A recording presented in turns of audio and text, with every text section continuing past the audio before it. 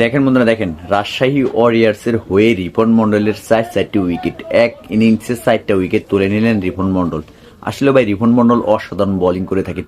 দেখেন রিপন মন্ডলের বল কোনোভাবেই খেলতে পারতেছে না আপনার নোয়াখালী এক্সপ্রেসের কোনো ব্যাটার। দেখেন রিপন মন্ডলের অসাধারণ বোলিং। আসলে ভাই এইরকম বোলিং পারফরমেন্স আমি আর কখনো দেখিনি। একটা ইনিংসে 4টি উইকেট রিপন মন্ডলের, কি অসাধারণ বোলিং করে থাকে।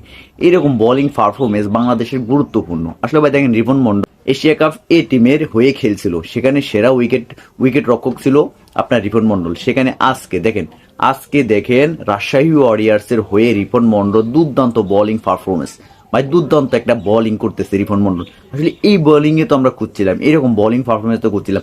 দেখেন যেখানে রিপন মন্ডলকে দলে নিয়েছে সেখানে রাজশাহী ওয়ারিয়ার্স ম্যাচটা জিতে গেছে। 3 ম্যাচ খেলে দেখেন 2 ম্যাচ উইন হয়েছে রাজশাহী ওয়ারিয়ার্স। আসলে ভাই এইরকম একটা রিপন মন্ডলের পক্ষে সম্ভব, আর কোনো বলার পক্ষে সম্ভব না। দেখেন মোস্তাফিজুর রহমান যেরকম বোলিং করতেছে, রিপন মন্ডল কিন্তু তার চেয়ে ভালো বোলিং করতেছে বর্তমানে। মোস্তাফিজের চেয়েও রিপন মন্ডল অসাধারণ বোলিং করে।